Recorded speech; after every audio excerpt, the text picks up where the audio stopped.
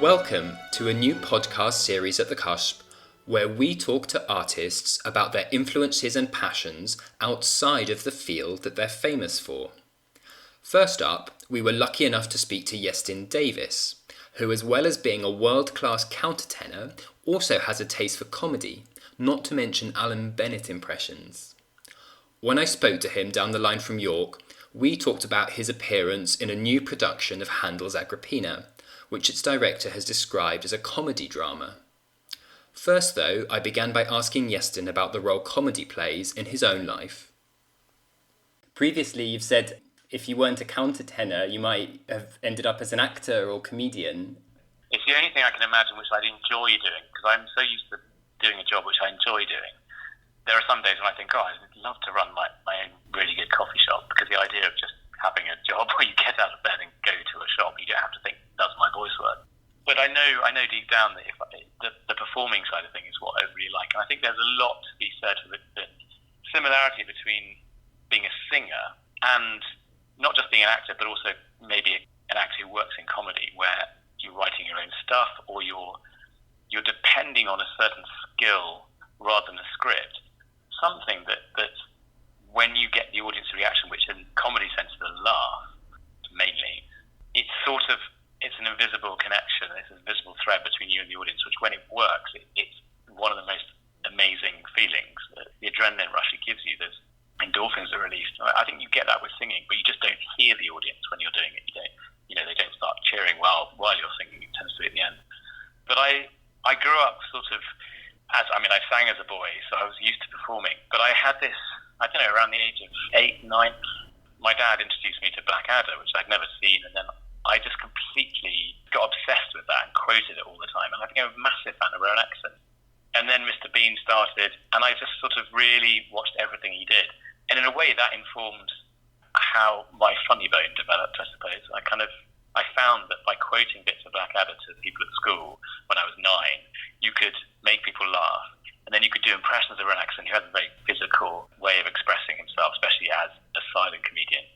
And it really opened up part of my brain which hadn't been there, which was how to make people laugh. And then I started to learn to mimic. And I think that was partly from being a singer, because the only way I can explain it is that when I was thrown into St John's College Choir when I was 8, you don't really know what you're doing, because you've only been on the planet 7.5 years. And then you realise very quickly that to please the choir master, you have to get the notes right and sing beautifully. And I thought, well, I'll just have to copy the older boys, because they don't get in trouble, so I'll copy them. And that's kind of how I became successful at singing, was copying other boys and imitating. And I think that does something to your ear, whether it trains your ear to listen to sound and feel the sound before you make it. I just found I could suddenly mimic really well. And I often get, to this day now, I get people saying, do your Alan Bennett impression. And it's a job I could see myself doing, because I know that I enjoy it. And it's not really that hard to want to make people laugh. If you can do it, and you've done it. But I can imagine doing, say, stand-up comedy is a completely different skill, because you sitting around with your mates in the pub or making somebody laugh over dinner is a different thing to doing to a bunch of people who don't know who you are. Plus, if a lot of your impressions are of people who are not famous, it's really not very good. Right. And well, with Mr. Bean, what's notable about him is he's a silent character, isn't he? But do you think he has something to teach singers who train in the classical repertoire? Well, I think the one thing I was going to say, the success of something like Rowan Atkinson and Mr. Bean, like Charlie Chaplin or Buster Keaton, is that silent comedy translates so well to any language, because it doesn't involve language. But in reference to your question, I think there was certainly a lot about how much can be said in a look or a gesture or a movement. And the idea that Rowan Atkinson probably had to practice to learn what he was going to do by looking in the mirror or filming himself. And actually, what we do as singers is we tend to hate listening to ourselves sing, because we hear a different voice in our head. Our inner ear plays a different soundtrack than the one you often hear on the radio. So I suppose there's something there. You sometimes take it for granted. You think you're having an effect when actually you're not. And that can be something down simply as production of text. People often think, I'm saying the words, but actually you need to overdo stuff, or you need to overdo some expression, because it doesn't really carry in a certain place. or that, overdoing text might sound a bit sort of prissy and twee where you're standing, but to somebody else it really conveys the meaning in a better way. And that can be learned, I suppose, from silent comedians who have to understand that without language they have to communicate in some other way. So you see how they employ their facial expression or their bodily movements or their anticipation of space. I think when I go to watch operas, it's always fascinating for me to try and think how they've been directed, because directors can be such different schools of thinking. There can be the directors who like real naturalism and realism in an opera, and there are those who are more interested in design and sort of the way it looks on a big scale. And you see singers doing terrible things like walking backwards so that they're always facing forwards when they're singing, and walking around a fire but backwards. You think, no, you step into that fire if you're not careful. And we never know quite where to draw the line about when it becomes opera and when it becomes real. And in my experience, the operas where I've worked with a sort of real realist director like Katie Mitchell or something like that have been the ones where I felt most like an actor and I've actually completely gone into the character. And then ones where I'm marshalled around the stage because there's a certain picture they want to form are very different things entirely, but they work in a different way. So it's not to criticise somebody and say they're not good at directing actors. I learnt a lot from gauging how much, if you're doing an impression of somebody, or if I was watching Mr. Bean, I thought I like the way he does that thing, knowing how much and how little it was. If you repeated it at school the next day, how far you have to go so somebody got it, when you can't just, it's not like a knock-knock joke with an ending. It's the way he pulls a face, the way he lifts an eyebrow, and those kind of things. Going back to Alan Bennett, I'm a particular fan of Alan Bennett because I like doing impressions of him, but he was once in Dawn's Books in Marylebone High Street, and I went into the shop and I didn't expect to see him there, and I rang my agent who'd studied English at Cambridge, so I thought he'd appreciate the sort of Alan Bennett bit of goss, and so I rang him and said, Alan Bennett's in the back of the shop, he's brilliant, he's got his bicycle clips on, he looks pastiche Alan Bennett, brilliant. He had me on the phone. He said, well, let me just talk through a couple of contracts that come through. And so he was talking about fees and things. And I put the phone down. And then about a couple of years later, Alan Bennett's book, Untold Stories, came out. And I saw it in the shop, and I went up to him and I thought, I wonder whether he mentions the day he went into Dawn's Books in Marylebone High Street.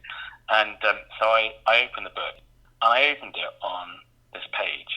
And with no word of a lie, it fell open on a page. And I saw on 12th of August 2004, they said, 12th of August 2004, while it ought to be a pleasant place to shop, Marylebone High Street is spoiled by the people who shop there, and it's noticeable today even in the hushed precincts of Dawn's bookshop, where a man is talking on his mobile about some euros so loudly it's embarrassing.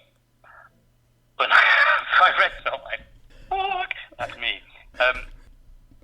I always kept that to myself for a long while, until a few years later, when Mum was dying of cancer, and Alan Bennett was on the radio, and I was spooning some sticky toffee pudding into her mouth because it was her favourite thing. That's what she wanted, and she wasn't talking. She had her eyes closed, and Alan Bennett was there. And my wife said, "Read something in Alan Bennett's voice." I said, "Oh, all right, okay." So she said, "Do your impression." So I read the hand cream instructions by the bed, and it said, rub liberally into your hands, avoid contact with the eyes, don't eat, stuff like that. And my mum laughed. She just let out a kind of guffaw in her slightly comatose state. And I thought, And then I went away for a week to do a gig in Cleveland, and I came back the day before she died. So the next time I saw her, it was right at the end. And I suddenly realised after she died, I remember sitting there thinking, the last dialogue, the communication I had was me doing an impression of Alan Bennett reading hand cream to her, and her only response was a laugh. So I thought, on one hand, that's nice that the last thing I did was make her laugh, but it is also Alan Bennettian to have done what I did. So I thought I had to write to Alan Bennett and tell him all this, including the bit about the bookshop. And I wrote him, and he sent a postcard back, which I've got here in front of me.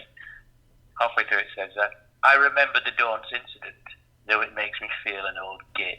And I like the thought of me/you reading the hand cream instructions. A nice, if atypical, farewell. all good wishes, Alan Bennett. Right.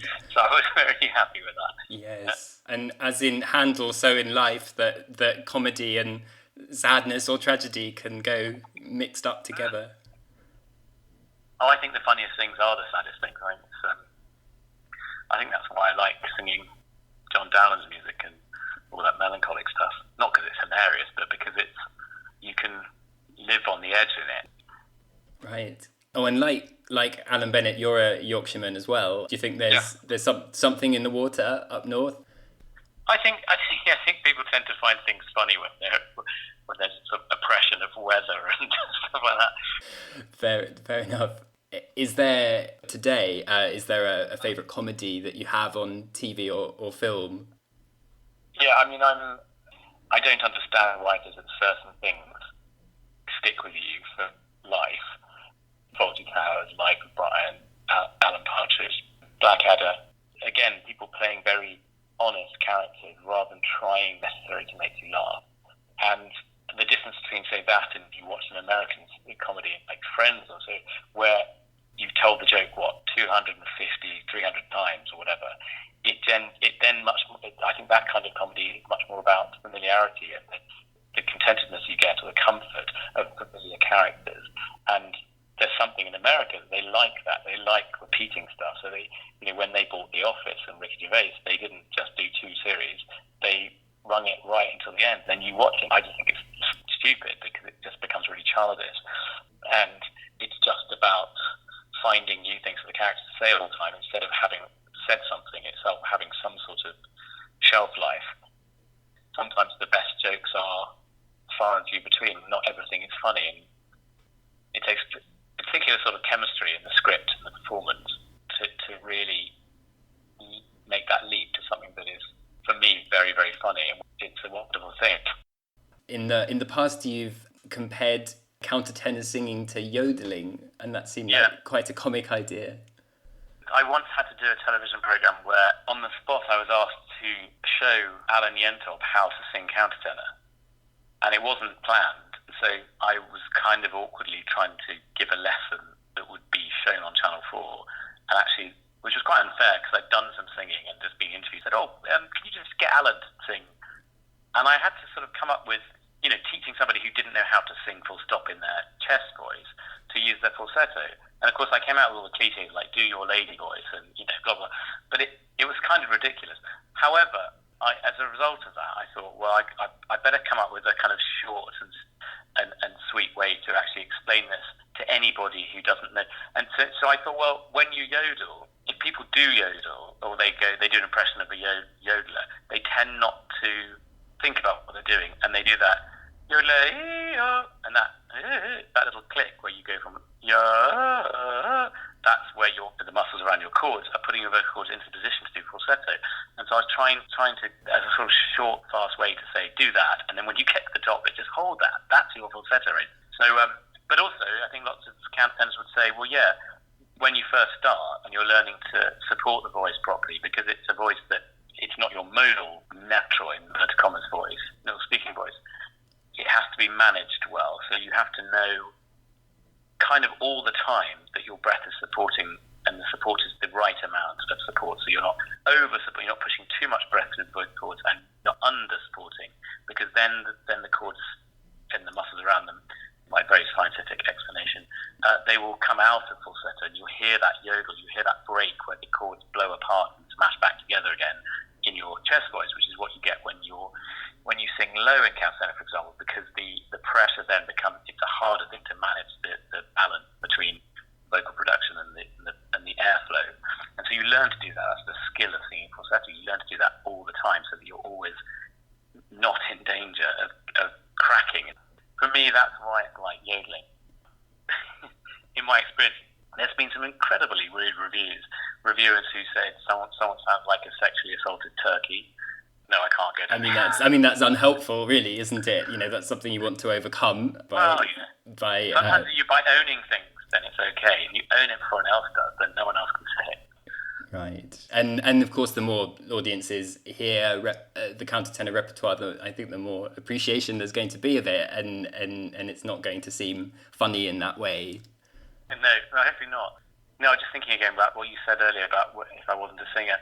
It's funny because I really enjoy singing countertenor because it is very different, and in a way, in my mind, it's kind of as close as a classical singer who sings other people's music rather than like a pop singer who writes their own music.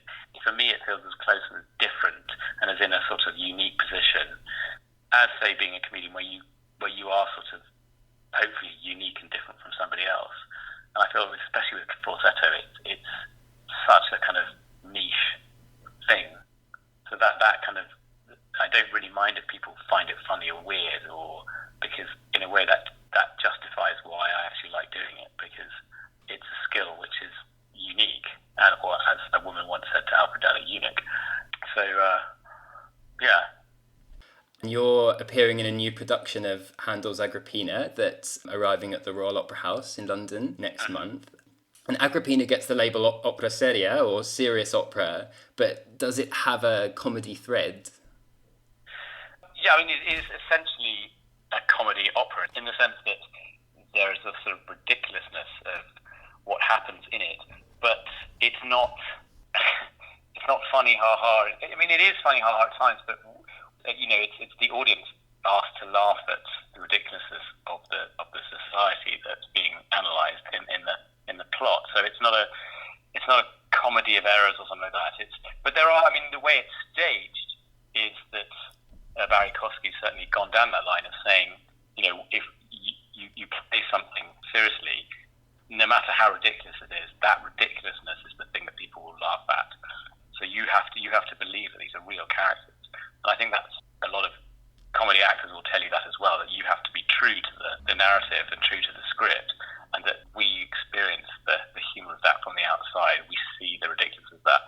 And then there is actually in the second part of the opera, the second half, a kind of Figaro-esque scene of people hiding under tables and jumping behind sofas and trying to avoid each other as Poppaea gets one lover into her room after another to try and unravel the plot. So that's quite comedic in the way it's been staged. It's the very serious music as well. That's the great thing about Handel, as it is with Shakespeare, is that tragedy and comedy are so close. And there's another moment which I can't tell you about because it will ruin the end of the first half, but it's something that Kosky's added into the staging, where I can tell you that Ottone, my character, he is basically let down by everybody around him. He's called a traitor by the Emperor Claudio because of what Agrippina has told Claudio about Ottone, which is a lie. And everybody is politically motivated to follow the emperor, and the emperor condemns me to death, and I ask everybody for their help, and everyone walks off, including Poppaea, who I love, including Agrippina, who I've asked for her help. And so I end up singing this beautiful but tragic and sad lament at the end of the first part of the production for the interval, which is a scene where I asked everybody for help, and in turn they've all sang their arias. And there's a moment which it's kind of very tragic, and it's also gory, and it's not in the script per se, but Barry's added it, and I find it very, very funny that it happens, because when this act of violence happens, I then sing a line of recit afterwards, which is so ridiculous that I would sing this to the person essentially who's just done something very bad to me. I then say, will you join me in my lament, and would you commiserate with me? And of course, usually that line comes straight after another bit of recit, but there's this kind of 10-second extra bit of violence. So it's funny if you know it already, that helps, particularly in that particular bit there. But it's just funny the way those kind of things which you're not expecting to laugh at, and I think that's when humour works really well, when you find yourself sitting in an audience and think, I've just laughed at something really bad. Because that's, taboo is what people tend to laugh at, because it's difficult to be honest in public. We often laugh about the very things that in private, we find sort of enticing or whatever. But then, going back to, I think Handel does that so well with this music, which comes after this series of quite ridiculous arias where everyone's saying, no, not going to stand by you, sorry. And then I sing this really heart-wrenching thing. So we get tragedy and comedy right next to each other. Right. And your character, Ottone, is the heroic soldier caught up in Agrippina's scheming to get her son on the throne. Mm-hmm. I wonder, in some ways, is he in comedy terms, is he the straight man? I mean, he calls himself the plaything of destiny. Yeah, he's the only honest person in the entire production, in the entire story. And, that's his calling card. He's not really played as heroic as such in this production. And in a way, Ottone in the Monteverdi opera, Coronation Poppaea, Ottone there is also, it's a similar sort of character in that he always seems to be coming back from somewhere. Both the operas begin with him turning up and saying, in Poppaea, he says, "Eppure io torno," and so I return, and it's very tragic. And in this, he's just come back and he says, "Fortunately, I'm back because there's been this big shipwreck, which he was a hero. He saved Claudio from drowning." But again, he's sort of absent, and then he comes back. So that's sort of kind of weakness where he comes back, and even if he is a soldier or he's this person who goes away and travels, he's very much an outsider in both operas who comes into a scene and feels like a foreigner. So I suppose the audience identifies a little bit with it because in Agrippina he turns up about half an hour into the action, so they've seen this kind of ridiculous group of people, and then suddenly this new person turns up, and so there's that sense of the drama being portrayed to the audience, so that they get a sort of, they're given a hand from the stage. They come with this person as because it's my plot in the opera actually is where things start to turn, because everything's going very well for Agrippina. She puts her son Nerone on the throne, and she convinces by sort of seducing Palante and Narciso, she says, you turn to my side and support me as I put Nerone on the throne. And then somebody comes back and says, actually, Claudio's not dead. He's on his way back and he was saved by Ottone. And so I come in and I say, I've been awarded the throne, but actually I love Poppaea and I'm torn between the two. And that's when Agrippina starts to work her evil deeds, her cunning plan. So it's sort of a straight man and also sort of a hero, but kind of quite a tragic hero. Right, yes. There's a sense that he's at the mercy of Agrippina's ruses and then Poppaea's. Yeah, and Poppaea's convinced that he's a traitor as well. What he just made me think, what's very funny about the opera is that essentially, just as Barry said in one rehearsal, at the end of the opera, it works out that I get the girl, but I don't have to have the throne, and the throne is handed to Nerone in the end. So he said what was happening at the beginning before Claudio turns up was that Nerone was going to be crowned. And then we go through this 3.5-hour opera, and at the end, it happens finally. Barry said, finally, how it started, it just finishes. It's the longest ever crowning. It's like 3.5 hours of us pussyfooting around, and then finally saying, oh, that bit we started with? I was just going to finish with that. So there's a kind of nice irony to the end. There's a sort of comic structure there similar to a Shakespeare comedy, isn't there? Setting up a love triangle and then some partner swapping, and it all gets resolved by marriage in the end. Yeah, exactly. And it's all slightly ridiculous as well, really. The subject matter, the people involved, okay, we tend these days to stage them as normal people who have titles. It doesn't really matter that they are the emperor and stuff, but they're just, sort of king, queen, or head of a family or whatever, head of a nation or head of a group of people. But the Venetian audience would have probably been watching a production which was set as if they were regal. And that adds to the sort of the comedy that they're able to laugh at authority. And dare I suggest, is there something comic or ironic about the timing of the production? I mean, the audiences in Munich and London are being treated to a story that follows on from the Roman conquest of Britain, and the Emperor Claudius is coming back and celebrating the bloodless surrender of the British to its pan-European neighbour. Yeah, well, I mean, I think every time a handle opera happens, there's some sort of... I mean, that's a great argument for why opera in general is relevant. It holds up a mirror to our society, and there's always a reflection to be found. More funny for me is the fact that opera companies seem to never plan things very well, and everybody was doing Agrippina at the same time. There's just been a tour by Il Pomodoro and a recording, which did not include the cast, some people, but not all of the cast who were singing in Munich, who didn't know when they cast Munich that tour was happening. And then Joyce Dignati, who sings on that tour, is joining our cast in Covent Garden. Glyndebourne had planned to do Agrippina at some point in the next couple of years, and then discovered that we were all doing Agrippina. So this always happens in opera, that you find suddenly everybody does an opera. Suddenly everyone was doing Vanessa by Barber a couple of years ago, or last year, and then which, by the way, is a great production, great piece. But that for me is more amusing, the timing of sort of politics in opera houses when they sit down and suddenly they all do the same lesser done Handel opera at the same time. And then we're doing it to the Metropolitan Opera as well, which is a completely different production, David the Vicar one, in the new year. So for me, it's just a year of Agrippina, which makes life much easier. And we've touched on the plot, but there is something quite convoluted about all those twists and turns, aren't there? And is that just in the modern sense that we find it a bit convoluted, or do you think the audiences back in Handel's day would have seen it as quite twisting as well?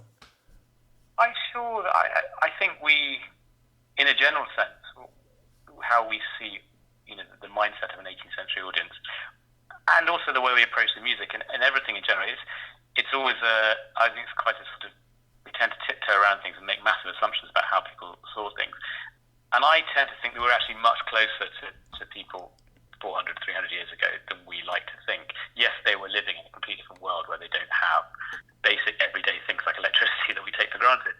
But there's a sense that human beings have evolved gradually culturally. And it's only really recently that things have completely sped up, and actually that the archaeology of the recent past is going to be really difficult to work out, because we've had so much increase in advance in technology, for example, that we tend to think, gosh, we're so far ahead. But actually, I think maybe 50 years ago we would have felt much closer to the Victorians than we remember. And I think that also Handel's world was not too dissimilar in the way they thought. But at the same time, that means that they probably felt quite modern. I don't think they did sort of necessarily see it in a different way, because I find with, especially doing Baroque music, and when people talk about historically informed performance, it tends to be based on a set of rules and a set of ideas and principles that have been agreed on kind of by this invisible task force of lecturers and academics. And actually, when you perform this music, it feels vital and it feels relevant, because it lives and exists as it would have done in Handel's time, where he would have been at the mercy of whoever was available. He would have adapted arias for people who were available. He would have transposed things. They would have lived as you do now, and I don't think they would have sat there saying, well, it's the Baroque period, so we have to do this. So I think that applies too to sort of the plots of the operas and stuff. And I think the genius of Handel was that this piece, Agrippina, was successful. He was in his early 20s in Venice, and he knew the audience he was writing for, and he was very aware of the influence of Monteverdi there, of course, and that opera, L'Incoronazione di Poppaea, which basically deals with the story after Agrippina. So it's almost like the prequel. Absolutely, I can think of plenty of TV series today where audiences are more than used to convoluted plots. Yeah, Barry describes this as a sort of house of cards kind of thing. I mean, nothing is more ridiculous than real life. The real life politics that happens around us. Opera these days seems pretty tame compared to the fact that we have people in charge of the free world who are able to just rubbish huge things in 140 characters on Twitter, and they can just say and just shrug everything off. And we are living in this slightly convoluted, crazy world. So maybe Agrippina won't seem so convoluted. Too true. Iestyn Davies, thanks very much for speaking to us. Absolute pleasure.